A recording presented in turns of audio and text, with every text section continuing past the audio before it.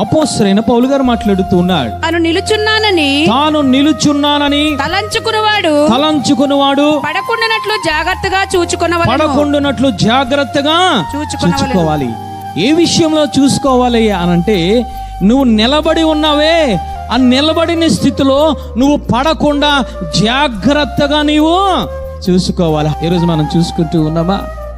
మన ఆరోగ్యాన్ని మనము చూసుకుంటూ ఉన్నాం, మన పిల్లల్ని మనం చూసుకుంటూ ఉన్నాం, ఈరోజు మన రక్త సంబంధాలు మనం చూసుకుంటూ ఉన్నాం, మన కాళ్ళు చేతులు ఏదైనా లోపం ఉందో అని చెప్పి మనం చూసుకుంటూ ఉన్నాం, మన గుండెను మనం పరీక్షించుకుంటూ ఉన్నాం. కానీ అపోస్తలుడైన పౌలు గారు మాట్లాడుతూ ఉన్నారు, నువ్వు నిలిచి ఉన్నావు కాబట్టి నువ్వు పడకుండా జాగ్రత్తగా నీవు చూసుకో. హల్లెలూయా.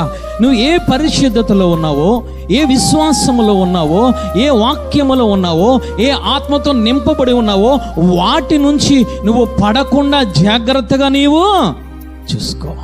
ఆయన నువ్వు నమ్ముకున్నప్పుడు, నిత్యము ఆయనని నువ్వు ఆశ్రయించినప్పుడు నువ్వు నిలబడి ఉంటావు.